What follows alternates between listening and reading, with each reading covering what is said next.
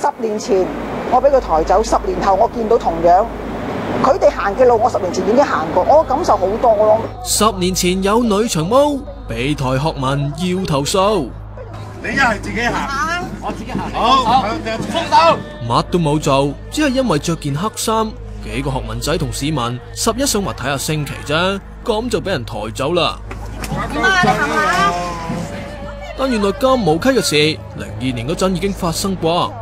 一個人去睇升旗禮啦，咁佢跟住咧就行到冇幾耐嘅時候咧，跟住見到民政事務處嗰啲人，跟住咧佢就話我不受歡迎人物，跟住咧就如臨大敵，咁樣咧就把我抬上警車，就車咗去灣仔就警署喎。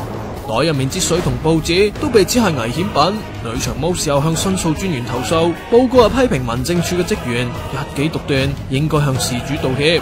民政處之後send信俾佢 say sorry， 同話會檢討。